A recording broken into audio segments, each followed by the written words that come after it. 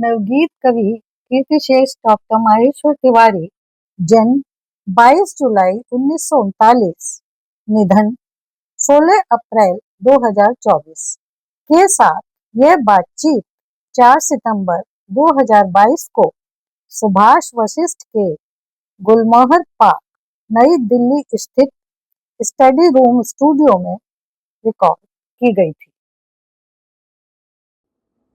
दोस्तों नमस्कार, अभिवादन, अभिनंदन आप सबका।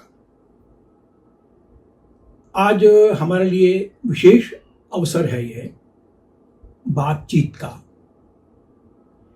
इसलिए यह विशेष बातचीत है क्योंकि हमारे साथ हैं नवगीत के पुरोधा, नवगीत के वरिष्ठ कवि डॉक्टर माहेश्वर तिवारी, जिनके साथ हम बातचीत कर रहे हैं। आपका अभिनंदन, आपका प्रणाम। डॉक्टर माहेश्वर तिवारी के बारे में केवल एक ही बात कहूंगा। कई कई पुस्तकें प्रकाशित हैं, सब जानते हैं। हंसनेगार कोई तो पहले बहुत, हालांकि बाद में आया प्रकाशित, और या नदी का अकेलापन, या फूल आए हैं कनेरों में, इत्यादि इत्यादि। और यह बहुत सारे प्रतिष्ठित जितनी पत्रिकाएं हैं उनमें प्रकाशित होते रहे हैं। माने यदि पुस्तकों के माध्यम से देखें हम या पत्रिकाओं के माध्यम से देखें हम, तो ये पढ़ने वाले गीत हैं, पाठ्य। लेकिन दोस्तों, बहुत कम ऐसे नवगीतकार हैं, ये बात मैं दावे के साथ, यहां पर ऑब्जर्वेशन नहीं है इस बात के लिए, बहुत कम ऐसे गीतकार हैं जिन्हें जो पाठ्य में अच्छे लगते हैं, जिन्हें आप मुद्रित रूप में पढ़ते हैं तो अच्छे लगते हैं, लेकिन जब उन्हीं गीतों को आप सुनते हैं, कोई बात नहीं, तहत में हो या गे रूप में हो, सस्वर हो, वो कोई बात नहीं है। यदि वो आप सुनते हैं, जब वे गीत सुनते हुए भी अच्छे लगे आपको भाई, ऐसे बहुत कम गीतकार हैं। ऐसे बहुत कम नवगीतकारों में से एक श्रेष्ठ नाम है डॉक्टर माहेश्वर तिवारी का। वो आज हमारे सामने है।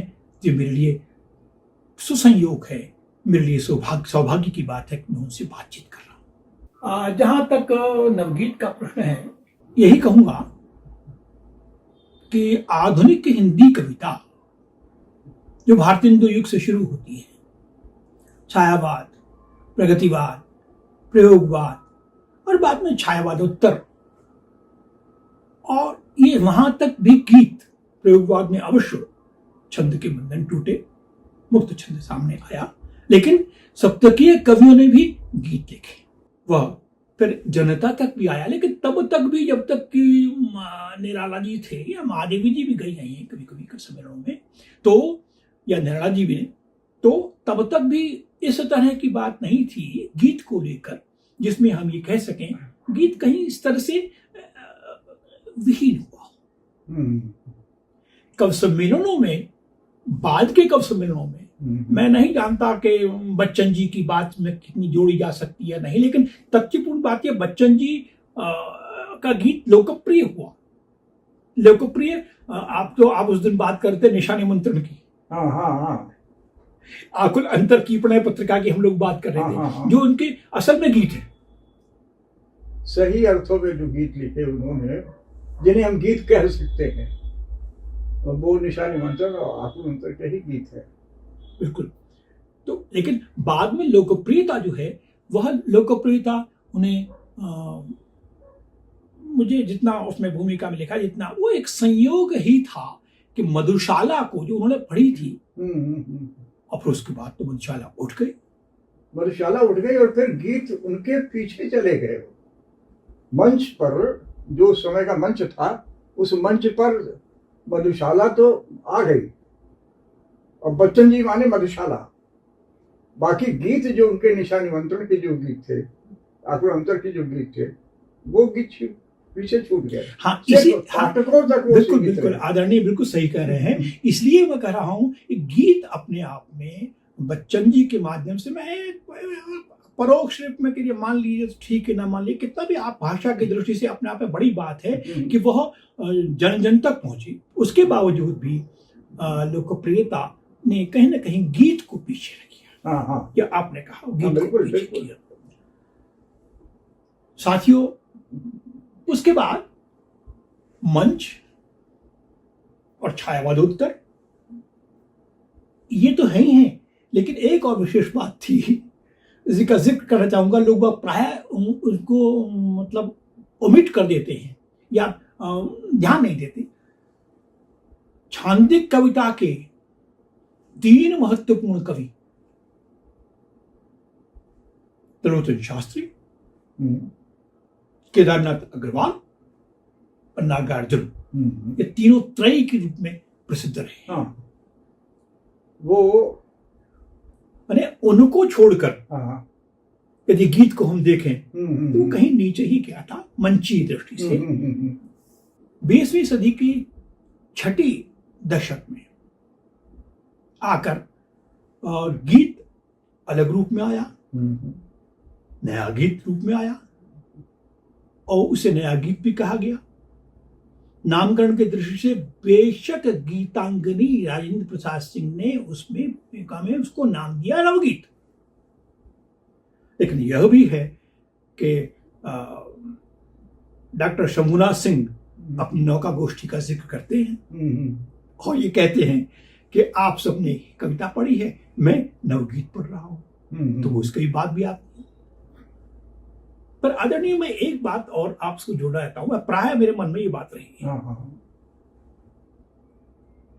वो ये रही है,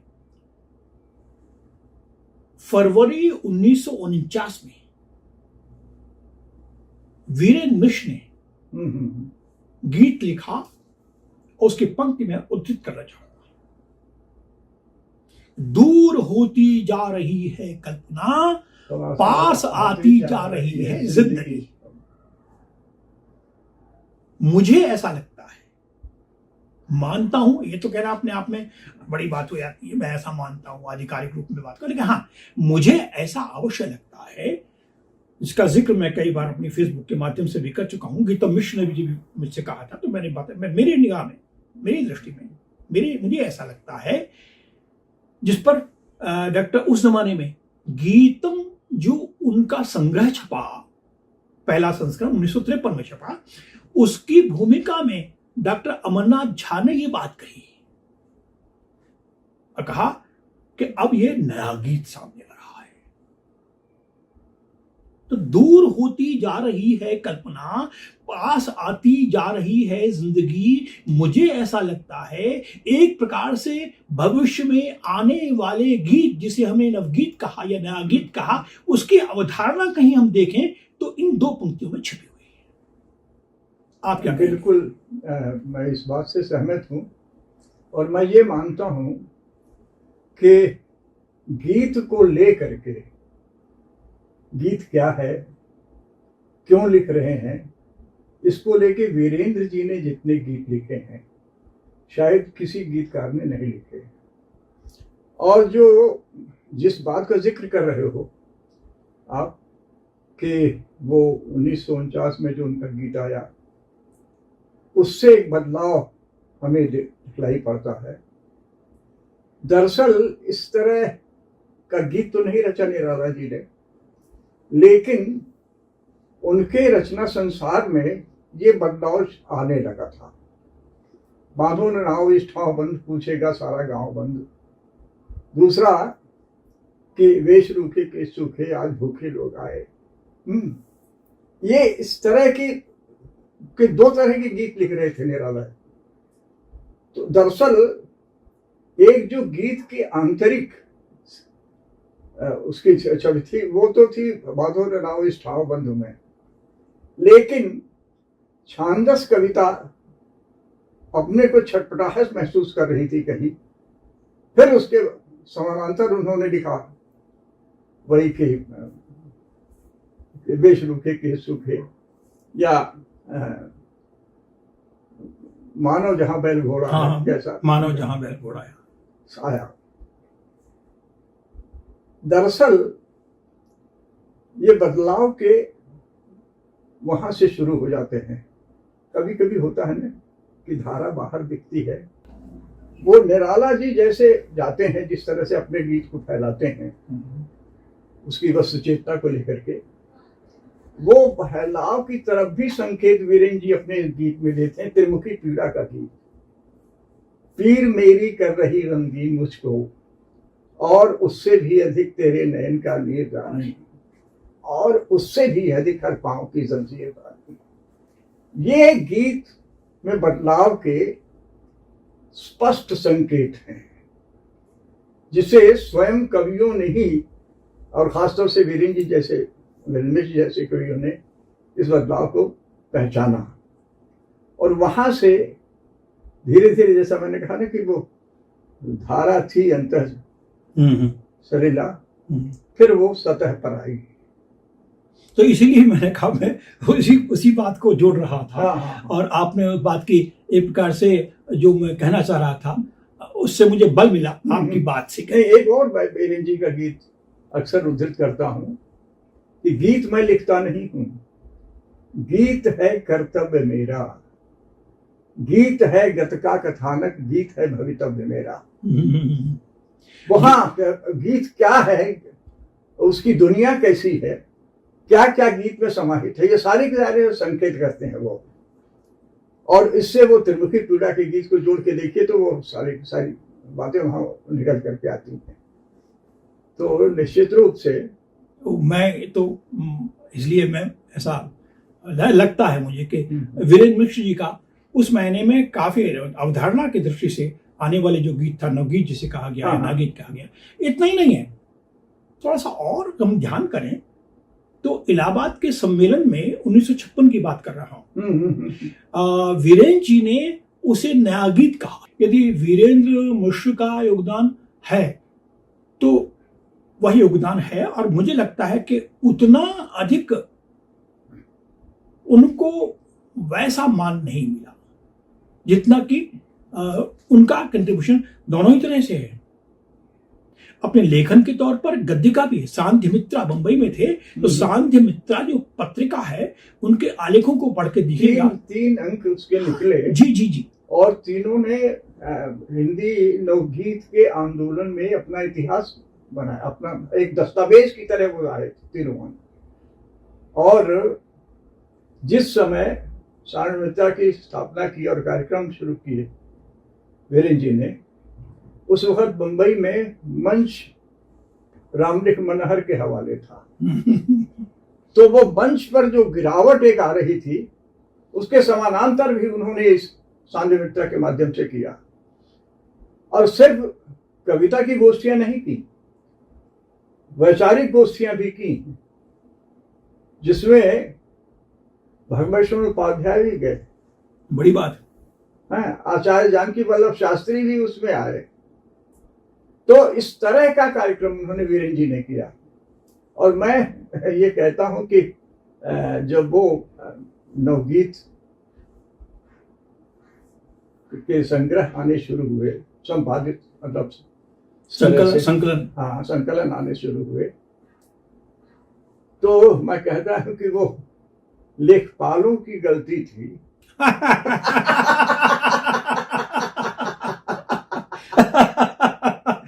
क्या अंदाज है आपका कि उन्होंने जो जिसकी जमीन थी उसके नाम को छोड़ करके अपने अपने नाम जोड़ लिए। मैं यहाँ बहुत साफ बात करना चाहूंगा कि पहली बार राजेंद्र प्रसाद सिंह ने नवगीत शब्द का प्रयोग किया, हाँ, गीतांगनी की भूमिका में। लेकिन गीतांगनी में जिन कवियों को लिया उन्होंने, कुछ को छोड़ करके बाकी सब के सब परंपरावाद भी रहे ना। वो वही गीतांगनी की जो रचनाएं हैं, जो गीत हैं, वो नवगीत नहीं है, नहीं है ना। वो नाम भूमिका में तो नाम, अच्छा दूसरा उन्होंने प्रवृत्तियों का भी उल्लेख किया, वो सब अपनी जगह सही है। नहीं, लेकिन वो प्रवृत्तियां भी नवगीत में नहीं रही। मैं उसमें कहता हूं कि ऐसा है कि बच्चा नया पैदा होता है, नामकरण होता है, रोहित जी आते हैं, नामकरण करते हैं, लेकिन पुरोहित उस बच्चे के सर्वस्व नहीं हो जाते। तो राजेंद्र प्रसाद जी ने पुरोहित का काम किया, इसमें कोई संदेह नहीं। पहली बार उन्होंने उस शब्द का प्रयोग किया। और ये बाकी शंभुनाथ जी हों या और भी कई लोग दावा ये करते रहे कि भाई लोकगीत की चर्चा पहले हमने की। दरअसल हुआ क्या कि नवगीत वही ठीक जैसे कह रहे हो कि छठे दशक में आया। उसके पहले बदलाव तो आ गए थे, लेकिन नई कविता के गीत, नया गीत, ये नाम पहले चले। नवगीत बाद में आया। मतलब जब नई हम लोगों की पीढ़ी आई, शलभ श्री राम सिंह आए, नईम साहब आए, ओम प्रभाकर आए, तो वहां से शुरू हुए। और 1964 में कविता 64 जो संग्रह निकला, नवगीत के नाम पर पहली बार गंभीर चर्चा उसमें हुई। बिल्कुल ठीक है। वो तो बहुत अलवर से प्रकाशित हुई थी और उसके संपादक यही थे ओम प्रभाकर। लेकिन मैं एक बात तो भी हमेशा जोड़ता हूँ। मैंने किसी से अपने अंडर पीएचडी जब करवाई थी, तो उसका एक मेरा वाक्य भी उसने जोड़ा हुआ है। और आपको याद हो यदि कासगंज में कितने 2-3 दशक हो गए, शायद 3 दशक हो गए, 4 दशक हो गए होंगे। तो कासगंज में एक कॉलेज में गोष्ठी थी और वो थी प्रिंसिपल, उन्होंने करवाया था। शारदा जौहरी थी। हाँ, शारदा जौहरी प्रिंसिपल थी। हाँ, प्रिंसिपल थी। तो उन्होंने वो जो यूजीसी से होता है ना, तो गीत गाथा विषयक संगोष्ठी, ये शायद उनका शीर्षक था। और मुझे ये भी याद है कि आप वहां गए थे, लौटे हुए मेरे साथ आए थे। मैं काम बदायूं, तब मैं बदायूं में काम करता था, बदायूं में नौकरी कर रहा था। और उस जमाने में मैंने फिर काम करवाया था, पीएचडी करवाई थी। तो उसमें मैंने एक बात कही थी, पता नहीं वो कितनी सही है कितनी गलत है, आप देखिए, मैं ऐसा ऑब्जर्व करता हूं। जिस प्रकार से नई कहानी के सूत्र हम तलाशने की कोशिश करें, तो बीच के जो इलाचंद्र जोशी जैसे जो वैयक्तिक वाले या मनोवैज्ञानिक या जैन, इनको निकाल कर हमें प्रेमचंद की जो कफन और पूस की रात जैसी कहानियां हैं, उनमें तलाशनी पड़ती है। तब जाके नई कहानी जो, और ये 1955-56 में छठे दशक में ही हमारे पास नई कहानी आती है। तो उनके सूत्र हमें जिस प्रकार से उसमें उनके सकते हैं और तलाशते हैं उनके सूत्र उसके नई कहानी के। मेरा ऑब्जर्वेशन यह है कि उसी प्रकार से, और जिस प्रकार से नई कविता वो छठे दशक में आई, बेशक प्रयोगवाद आ गया था, जगदीश गुप्त का जो नई कविता है वो छठे दशक में आई। छठे दशक में ही इसी प्रकार की यदि नवगीत के सूत्र आपको तलाशने हो, तो उसी प्रकार से इन सब के बीच के जो छायावादोत्तर और इन सब की जो रचनाकार है, उनको निकाल के क्रॉस करके आप पहुंचेंगे उससे पूर्व के निराला के गीतों में। तब आपको मिलेगा कि हाँ, सूत्र वो है। ऐसा मेरी ऑब्जर्वेशन। नहीं, बिल्कुल बिल्कुल ठीक।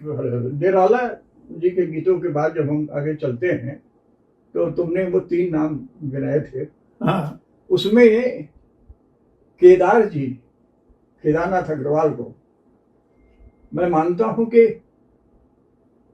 गीत कम लिखे, लेकिन नए गीत के कदमों की आहट उनमें सुनाई पड़ती है। बांधो न नाव इस ठाव बंद, जैसे पूछेगा सारा गांव। वो तो निराला का ही है, निराला का है। लेकिन और ये उठाओ मेरी पालकी, हाँ, मैं हूँ बहुरिया गोपाल की, ये जो है केदार जी वाला गीत, ओ मेरी तुम की रचनाएं बहुत बेहतरीन रही हैं। दोस्तों, कवि सम्मेलन के बारे में एक और विशेष बात मैं बताना चाहूंगा। बहुत से लोग कवि सम्मेलनों के प्रति अलग प्रकार की रुचि रखते हैं, ठीक है, अरुचि हो जाती है। उसके भी अपने आधार है, कारण है, जिस प्रकार से अवमूल्यन हुआ है निश्चित रूप में। लेकिन आदरणीय माहेश्वर भाई ने, मैं एक और 2-3 नाम लेना, मैं आदरणीय सोम ठाकुर का नाम लेना चाहूंगा। बहुत पहले से पांच जोड़ बांसुरी बेशक छपी बाद में, पांच जोड़ बांसुरी की भूमिका और इसका आयोजन जिसमें नामवर सिंह भी शामिल थे, प्रस्तावना ही उन्होंने की थी। प्रस्तावना उन्होंने की थी हाँ। वहां काशी में, हाँ एक छोटी सी 3 लोगों की गोष्ठी के बीच में, हाँ हाँ। है ना। और देव सिंह थे, एक और थे, तीनों बैठे हुए थे। नैन शंकर जी। हाँ। सामान्य जन, जो सामान्य पाठक या श्रोता है, वो कहे नवगीत कहां अलग है गीत से, गीत ही तो है, अब इसे आप नवगीत कहने लगे। बेशक 60 वर्ष हो गए हैं लगभग नवगीत की यात्रा को, लेकिन तो भी यह प्रश्न अभी तक कुलबुलाता है, लोगों को प्रश्न कर लेते हैं। आप क्या समझते हैं? एक बात होती थी नागार्जुन जी बाबा से कभी कभी, जब साम्यवादी में विभाजन हुआ तो पहले प्रगतिशील लेखक संघ था, फिर उसमें से बनते चले गए, जनवादी लेखक संघ हुआ, जन मोर्चा हो गया। इसी तरह से नवगीत जो हमारा आया, मूल तो गीत है, उसके साथ गीत जुड़ा हुआ है, लेकिन ये बात मैं वो प्राय कहता हूँ। हाँ जी जी। लेकिन नवगीत जो है वही गीत नहीं है जो पहले से था। यहां बदलाव आता है। दरअसल आजादी के पहले हमने सपने देखे थे कि देश आजाद होगा तो ये होगा वो होगा, जी जी। लेकिन धीरे धीरे वो चीजें बदल गई। तो एक तरह का मोह भंग हुआ, और उस मोह भंग को लेकर के जी पहली बार शरद श्री राम सिंह ने लिखा, बादल तो आए, पानी बरसा गए, लेकिन ये क्या हुआ, खिले हुए धानों के मुखड़े पर छा गए। ये जो मोह भंग की है, या ओम प्रभाकर लिख रहे हैं कि जैसे जैसे घर नियर आया, बाहर बापू बैठे दिखे, लिए उम्र की बोझिल घड़ियां, भीतर अम्मा करे रसोई, लेकिन जलती नहीं लकड़ियां। कैसा है यह दृश्य कटखना, जो तन से मन तक गहराया। इस कटखनेपन की अभिव्यक्ति पहले के गीतों में नहीं थी।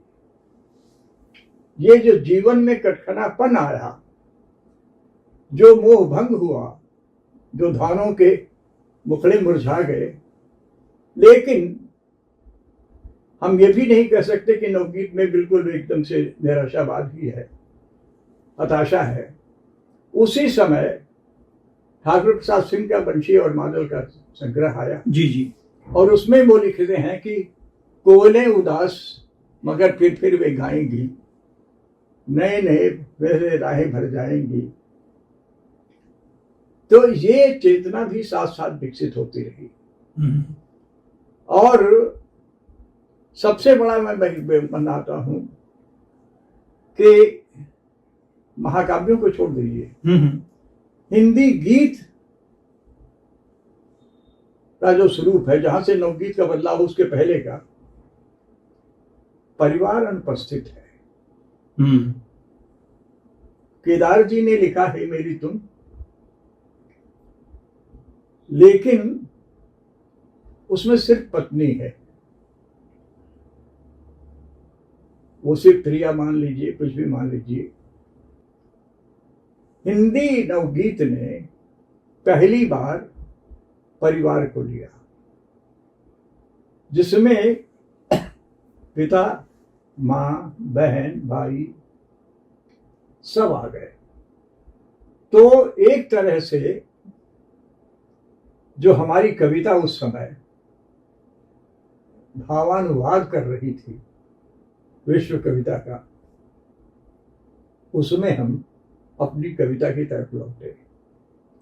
एक उदाहरण बता दूं, मैं बनारस गया, विद्यानिवासी से मिलने गया,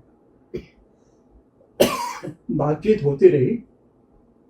कहने लगे, माहेश्वर एक गीत सुनाओ कोई। इस बीच लिखा, मैंने उन्हें एक गीत सुनाया, यह पीले कुर्ते सा दिन, नारंगी पगड़ी सी शाम, आजा लिख दूं तेरे नाम। गीत को सुन के एक शब्द कहा, इसे पढ़ करके कोई भी कहेगा कि ये इस देश की कविता है। तो दूसरी, मैं नवगीत के लिए, परंपरावादी गीत के लिए ये कहता हूं, बड़ी विनम्रता से कि उर्दू के लिए जैसे मशहूर था कि अगर पड़ोस में कोई परिवार में कोई लड़की है तो उस दूसरे घर का लड़का जो है शायर हो जाता। हिंदी गीत भी उसी मध्यकाल में चला गया था। उसका सारा का सारा वही इतिहास है। परकीय चेतना, या तो आध्यात्म में चले जाते हैं, छायावाद में जैसे लोग गए, या परकीय चेतना है। हिंदी नवगीत ने पहली बार घर आंगन की बात की यहां, और गीत की मर्यादा को रक्षित, जहां तक शिल्प की बात है, बुनावट की बात है, उसको लिया। एक चीज और, मतलब सबको मैं नहीं कह सकता, मैं बीच में एक प्रश्न जिज्ञासा कर रहा हूं। हाँ, आपने परकिया की बात कही, तो परकिया प्रेम क्या गलत है या गुनाह है? नहीं, वो प्रेम को सीमित कर देता है। तो क्या हुआ? प्रेम यदि है, मैं जिज्ञासा भी कर रहा हूं अपने ऊपर, उसको मैं डिफेंडली अपनी बात कर रहा हूं। स्वकीय प्रेम, केदारनाथ अग्रवाल की बात भी कर रहे हैं आप, मतलब घर, आपने उसमें घर की बात भी की स्वकीय प्रेम के साथ साथ, और चाहे ओम प्रभाकर की बात हो या और दूसरे की बात, मैं समाज के वाली बात पहुंच नहीं रहा हूं, यहां तक की बात कर रहा हूं। परकीय प्रेम, क्या आप ऐसा नहीं मानते स्वकीय होने से पूर्व या बाद भी वह अपने आप में स्वाभाविक वृत्ति है? क्या आप ऐसा नहीं मानते? नहीं, देखिए, यहाँ जो मेरा है कि वो स्वाभाविक इसलिए है कि सौंदर्य के प्रति एक आकर्षण जो है हर व्यक्ति में न हो सकता है। वो जो है वो सौंदर्य का आकर्षण है, या रूपाकर्षण कह दीजिए। जैसे मैं यही कहता हूं कि मेरे दो बड़े रचनाकार और प्रिय रचनाकार जब लिखते हैं, बच्चन जी, देखो संत मुझे याद पड़ रहा है, या आदरणीय भारत भूषण जी लिखते हैं, खामोश चांदनी कहती है आओ कोई अपराध करें, जिसको जीवन भर पुलक पुलक तुम याद करो हम याद। यहाँ कॉन्ट्रास्ट मुझे लगता है, अपराध को हम लेकिन आपने एक उदाहरण दिया, लेकिन ऐसा रेयर है, इसको कोई चीज रेयर है उसको हम जनरलाइज नहीं कर सकते ना। नहीं, नहीं, आदरणीय भारत भूषण की इस बात को यह कहकर, क्योंकि मैं इतनी बात तो इसीलिए मैंने कहा छायावादोत्तर में झंझट पड़ गया था, मानसल सौंदर्य का तथ्यपूर्ण बात तो यह है आदरणीय, हम किसी प्रकार से भी सौंदर्य को निराकार स्वरूप में नहीं देख सकते, वो अपने साकार स्वरूप में ही होता है। एक आकार आमने सामने है हमारे, और उस हम आकर्षित, या व्यक्ति का मन जो है आकर्षित उस आकार के लिए ही प्रथमतः होता है, फिर उसमें जो अपना केमिकल्स जो उसमें मस्तिष्क में जागते हैं और इसे हम प्रेम की नाम संज्ञा देते हैं। ऐसा नहीं कह सकते हम कि वह अस्वाभाविक है। नहीं, मेरा तो इसका मतलब है तो स्वाभाविक ही। अब बात यह है कि प्राथमिकता, ये मैं मान सकता हूं, अब यह बात हो सकती है कि प्राथमिकता किसे दे रहे हैं, प्रायोरिटीज क्या है आपकी।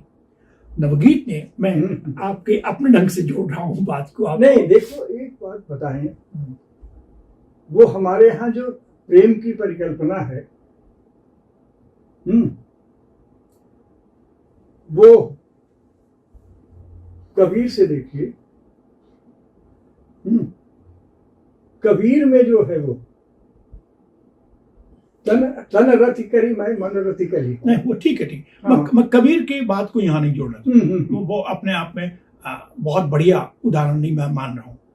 कबीर का मामला दूसरा है। हम कबीर की बात नहीं कर रहे, हम अपने बिल्कुल सांसारिक रूप में जहाँ है उसकी स्वाभाविक रूप में बात करें कि वैसा हमारा मामला नहीं। नहीं, एक रूप देखो, एक रूप आता है ना, वहाँ जो वो लेते हैं कबीर, नहीं वो तो ऐसे पिया अलसानी हो पिया से चलो, वो तो कह रहे हैं हो तो राम की भौरिया। हाँ, वो तो कहते हैं। लेकिन मैं वो फिर भी, क्योंकि आप वो ले जाता है कहीं और, मैं नवगीत के ऐसे आपने स्वकीय की बात की, घर की बात की, परिवार की बात की, लेकिन बहुत बेहतरीन गायक हैं जिनका मैं नाम ले रहा हूं और मुझे बहुत पसंद हैं, किशन सरोज। किशन सरोज कबीर नहीं है ना। किशन सरोज माहेश्वर तिवारी नहीं है। किशन सरोज ओम प्रभाकर नहीं है, मतलब प्रेम के संदर्भ में। यहां तक कि किशन सरोज केदारनाथ अग्रवाल को तो बहुत कम लेंगे, लेकिन फिर भी वो किशन सरोज जिस शिद्दत के साथ, जिस तरह से जीकर, जिस प्रकार से प्रतिबद्धता के साथ गीतों की बात कर, वो गीत सिरजते हैं, लिखते नहीं है, वो भीतर से जैसे फूटता है उनके। तो मैं मेरा अपना ये कहना है, जैसे कबीर को कहा ना, मैं किशन को भी उसी कोटि में मानता हूँ। वो बाहर से मूल मोटा मोटा जो आप लीजिए वही, लेकिन वो हमारा अपने समय का कबीर है किशन। हो सकता है, अगर मैं तो उस रूप पे ग्रहण नहीं करता हूँ। ठीक है, चलिए हम बातचीत को और आगे बढ़ाएं। 6 दशक की यात्रा में संक्षेप में पूछूं कि नवगीत कितना बदला है और कैसा बदला है, कहाँ पहुंच गया। कि नवगीत शुरू हुआ था तो प्रकृति उसके साथ थी, एक तरह से सहयात्री रही हो, वहीं से वो निकला। फिर वो परिवार तो उसमें आया ही, और लेकिन बाद के कुछ गीतकारों में मुझे ऐसा लगा कि नई कविता का आतंक उन पर हावी हो गया, तो गीत की चेतना भी उनसे अलग हट गई, और वो जैसे सामने खड़ा हो नई कविता का व्यक्ति, उससे चुनौती मान करके कि हम तुम्हारी तरह भी कविता लिख सकते हैं, उस तरह की कविताएं लिखने लगे, यहां तक गीत पहुंचा है। और अब तो हर इलाके का अलग नवगीत हो गया है। अच्छा, आप ये बताइएगा, आप का पहला नवगीत कब और कौन सा? मैं जहां तक मानता हूं वो है आओ हम धूप वृक्ष काटें, इधर उधर हल्कापन बांटें। वाह। और इस गीत का इतिहास बता दूं, 64 में लिखा मैंने। बनारस गया था, श्याम तिवारी वहां थे, बहुत अच्छे अवधि के रचनाकार, और काशी विद्यापीठ में पढ़ा रहे थे। वो कहने लगे माहेश्वर चलो, तब मैं शलभ नाम से भी लिखता। हाँ, मुझे मालूम है। माहेश्वर तिवारी शलभ। हाँ, तो कहने लगे चलो आज एक जगह ले चलते हैं, एक जगह ले चलते हैं। वो मुझे नामवर जी के यहाँ लेके गए। ये गीत मैं लिख चुका था, श्याम तिवारी जी को सुना चुका था। तो वो कहने लगे कि माहेश्वर ने गीत लिखा है नामवर जी, आप सुनिए। मैंने एक गीत सुनाया, उसी वक्त धूमिल आ गए। धूमिल से नामवर जी ने कहा कि धूमिल ये शलभ ने एक गीत लिखा है, सुना रहे हैं। बताओ, अगर इस तरह के गीत लिखे जाते हैं तो मुक्त छंद की कविता लिखने की क्या आवश्यकता है। सुना और धूमल ने अपने ढंग से जवाब दिया कि लेकिन ऐसे गीत कितने हैं। उसी समय कंचन कुमार आए, जो मराल पत्रिका निकाल रहे थे, उनको सुनवाया गीत। और कंचन कुमार ने ये कहा कि ये गीत कहीं प्रकाशित है क्या देवाई जी। मैंने कहा नहीं। कहने आप लिख के मुझे दे दीजिए, मैं इसे मराल में प्रकाशित करूंगा। मराल में प्रकाशित हुआ। 6 महीने बाद मुझे कलकत्ता जाने का अवसर मिला। पहली बार कलकत्ता की मेरी यात्रा थी। चंद्रदेव सिंह थे आयोजक। तो उन्होंने नाम जो छापा था वो छापा था माहेश्वर तिवारी शलभ।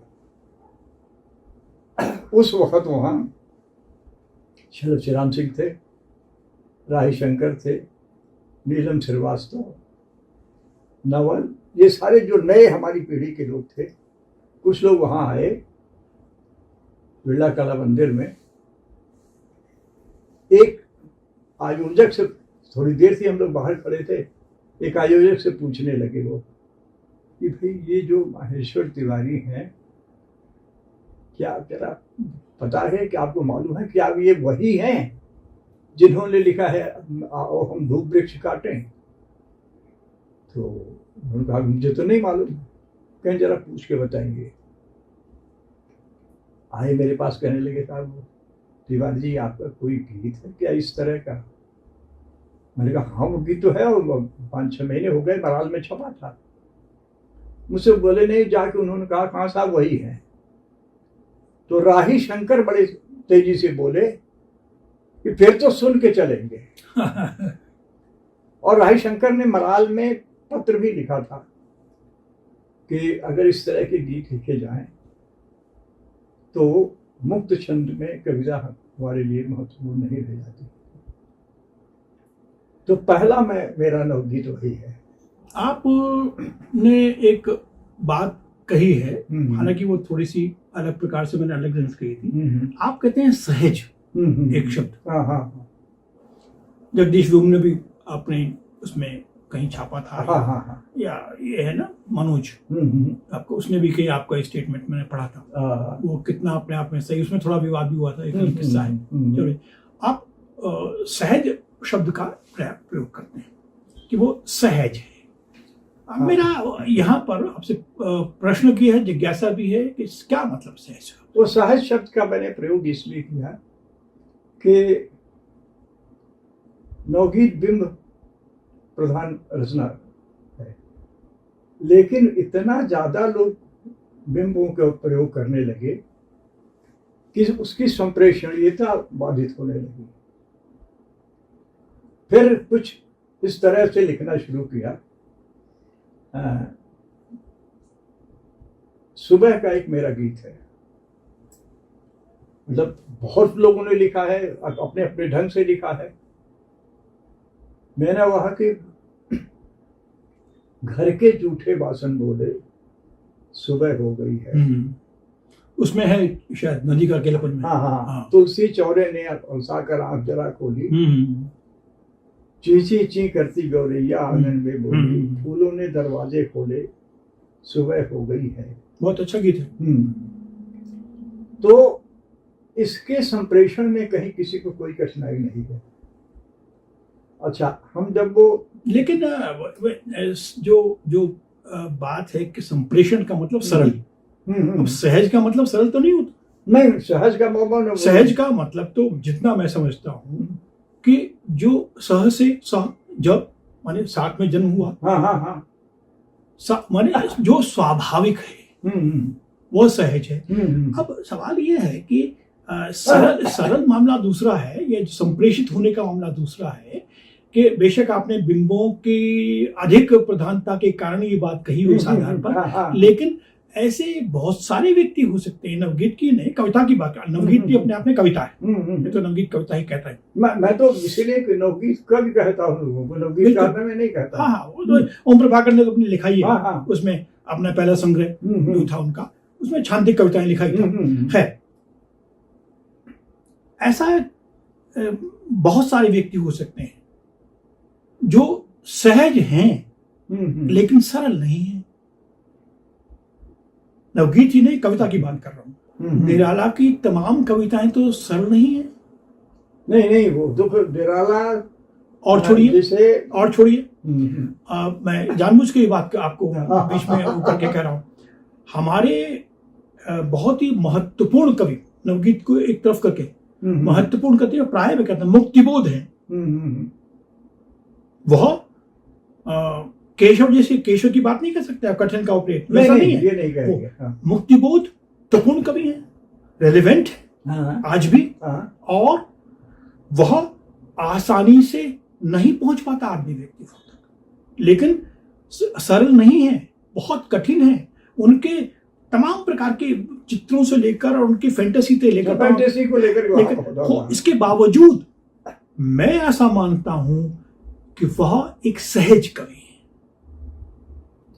माने उनकी जो अपनी चेतना है, जो जिसमें वो जीते हैं मनुष्य के लिए, जिसमें वो मनुष्य के लिए परेशान होते हैं, वो उस अंधेरे से परेशान है मनुष्य के लिए।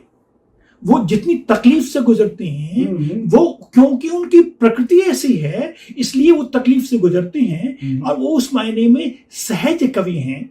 माने जो व्यक्त कर रहे हैं वो वैसा व्यक्त कर रहे हैं। उसके अलावा अगर उससे कहें कि वो उतने अधिक सरल हो जाएं, सरलीकृत होकर अपनी कविताओं को कर दें, तो मुक्तिबोध नहीं रहेगी। नहीं, तो देखिए ऐसा है कि मेरा सहज कहने का मतलब यही नहीं था, मतलब कि मतलब वो बालबोध कविताओं जैसा हो जाए।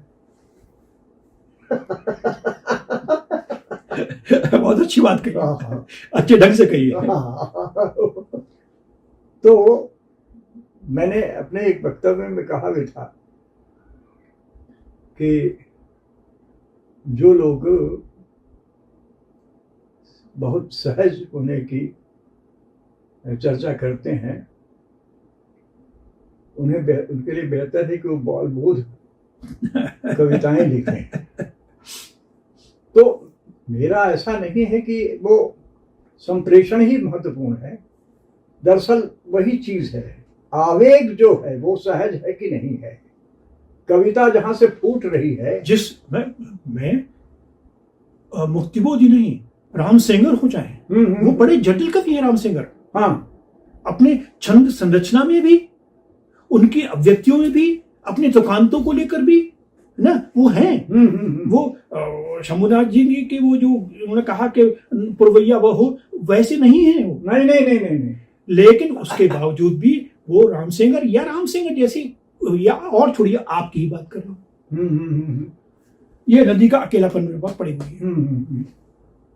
मैं जब इसको पढ़ने लगूंगा 10 व्यक्तियों के समक्ष, या सोम ठाकुर की एक ऋचा पाटल को संग्रह के गीत जब पढ़ने लगूंगा, चाहे वो उसकी बात कर रहे हों जो उन्होंने नेताजी पर लिखा या नेहरू जी पर लिखा, मैंने या वीरेंद्र मिश्र, पूरे इससे परेशान है कि वो कहीं ऐसा ना हो युद्ध हो जाए उसके लिए।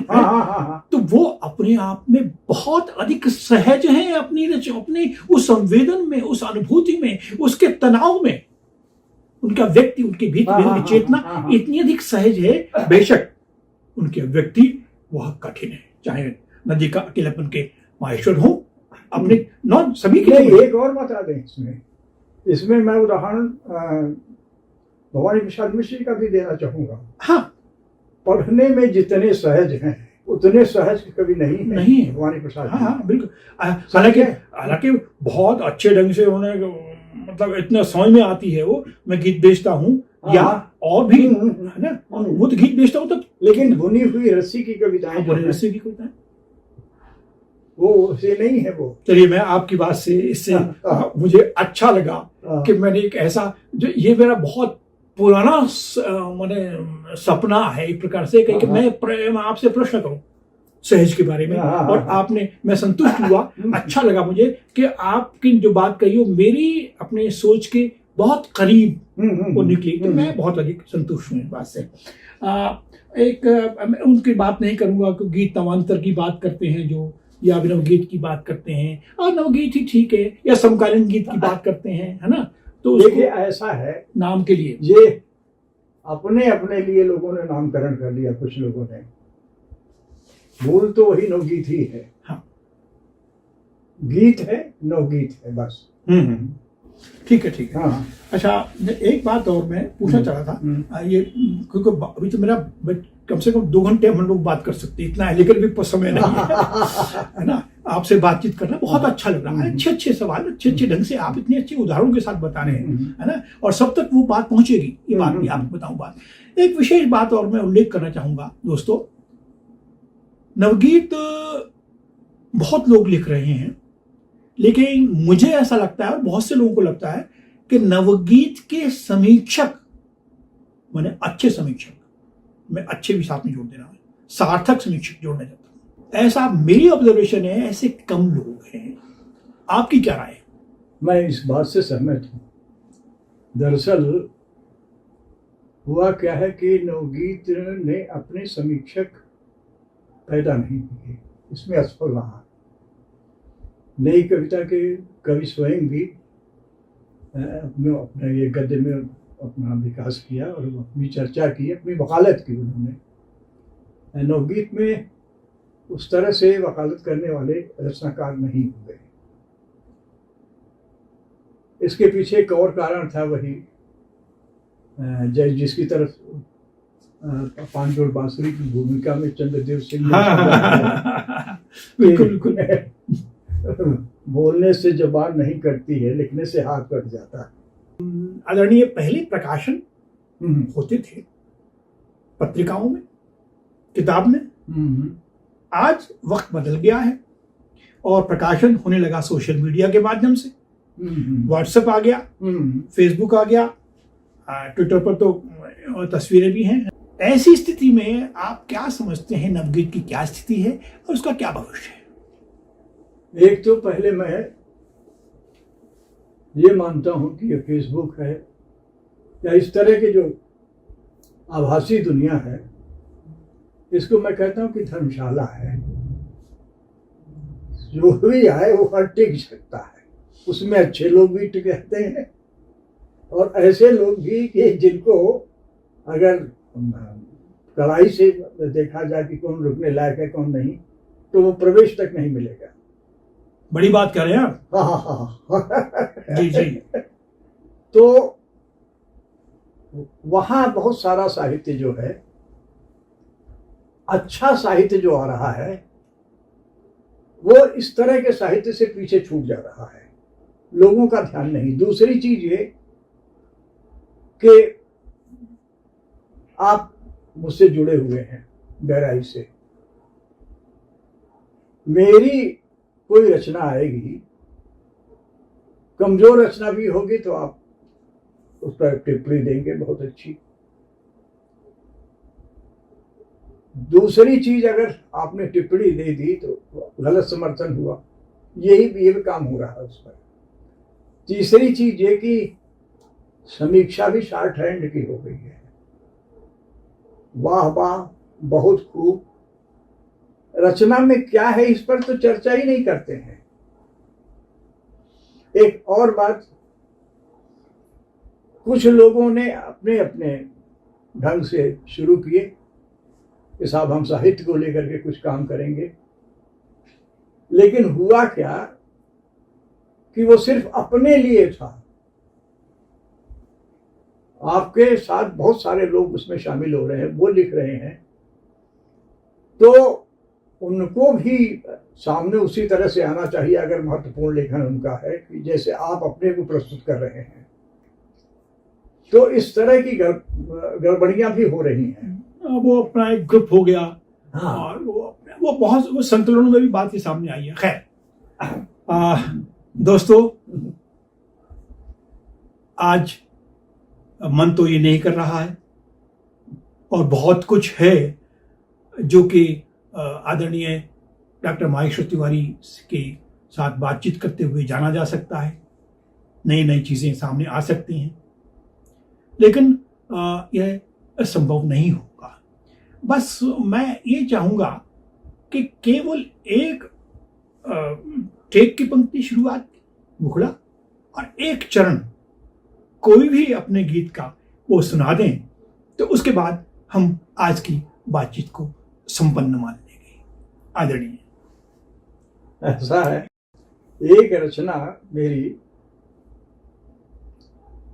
बात नए ढंग से कही गई है, बड़ी वायरल हो रही है। जी जी।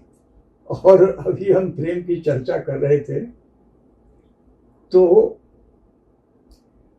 मैं कहने लगा कि भाई ये तो ऐसा लगता है कि जैसे वो राष्ट्रगान हो गया है। तमाम लोग अलग अलग अवसरों पर उसकी पंक्तियों का उपयोग कर लेते हैं। अब शुरू की टेक की पंक्तियां। जी जी। मैंने बहुत सारे गीत लिखे हैं जो मुझे पसंद हैं, उन गीत के उससे, लेकिन वो गीत ऐसा वायरल हुआ है। जी जी। मैं उसी गीत को सुना देता हूँ। जी जी, स्वागत स्वागत। और दो बंद के मेरे गीत होते हैं। जी जी। टेक की पंक्तियां, उसमें खास तौर से दूसरा बंद, अंतिम बंद है वो। जी स्वागत से पूरा गीत। हाँ।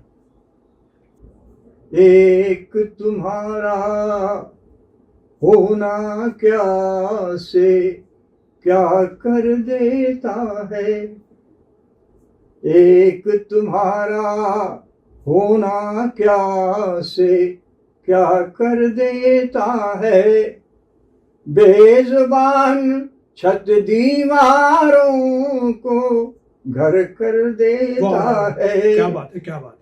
बेज़ुबान छत दीवारों को घर कर देता है, एक तुम्हारा होना क्या से क्या कर देता है। वाह। खाली शब्दों में आता है ऐसा अर्थ पिरोना। वाह वाह। खाली शब्दों में आता है ऐसा अर्थ पिरोना, गीत बन गया सा लगता है घर का कोना कोना। क्या बात है, क्या बात है। गीत बन गया सा लगता है घर का कोना कोना, एक तुम्हारा होना सपनों को स्वर देता है, एक तुम्हारा होना सपनों को स्वर देता है, बेज़ुबान छत दीवारों को घर कर देता है। दूसरा अंतिम बंद है। जी। आरोहों अवरोहों से समझाने लगती हैं, आरोहों अवरोहों से समझाने लगती हैं, तुमसे जुड़कर चीजें भी बतियाने लगती हैं, आरोहों अवरोहों से समझाने लगती हैं, तुमसे जुड़कर चीजें भी बतियाने लगती हैं, एक तुम्हारा होना अपनापन भर देता है, एक तुम्हारा होना अपनापन भर देता है, बेज़ुबान छत दीवारों को घर कर देता। श्रेष्ठ गीत। अब वायरल की बात आपने कही, वायरल है निश्चित रूप में, बहुत बढ़िया गीत है। और उपस्थिति बोध प्रेम में कितना अधिक महत्वपूर्ण है, उसको किस अंदाज में आपने कहा है। और खास बात यह, यहां पर भी धूप में जब भी जले थे पांव, जब भी जले हैं पांव घर की याद आई, ये बहुत प्रसिद्ध पंक्तियां हैं। माहेश्वर तिवारी जी की। यहां पर भी वो घर की बात कर रहे हैं। घर ऐसे ही नहीं कहा डॉक्टर माहेश्वर तिवारी ने कि घर की वापसी नवगीत ने हुई। बहुत बेहतरीन गीत है। एक और खास बात इस गीत के साथ साथ कि बहुत अच्छा पढ़ते हैं, सस्वर स्वर के साथ पढ़ना।